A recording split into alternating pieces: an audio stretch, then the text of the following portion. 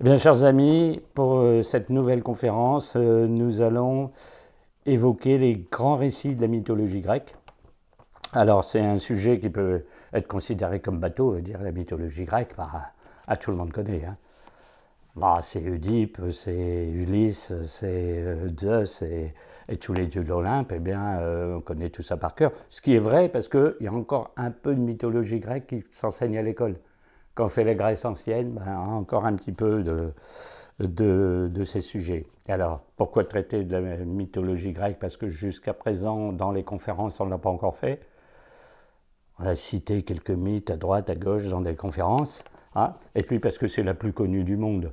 Quand on connaît un peu de mythologie, on ne connaît pas les mythologies hindoues, la mythologie inca, la mythologie africaine. On connaît surtout, parce qu'on est de civilisation gréco-romaine, la mythologie grecque. Hein.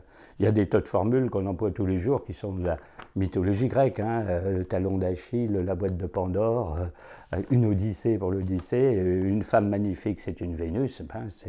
C'est de la mythologie grecque. Hein. Alors, bien sûr, on va évoquer les mythes, mais quand on parle de la mythologie grecque, on est quasiment obligé de parler de la religion grecque, hein, parce que les deux vont ensemble, c'est-à-dire dans les mythes, on va citer le dieu X, la déesse Y, le personnage sensationnel X ou Y, le héros Hercule, etc. etc. Hein. Alors, il y a trois composantes dans la Grèce ancienne. Vous avez la religion grecque officielle. Bon, c'est les cultes qu'on rend aux dieux et aux déesses dans des temples. Vous avez la mythologie, hein, et il y a ce qu'on appelle les cultes à mystère. Alors, la religion grecque, c'est une religion qu'on appelle formaliste.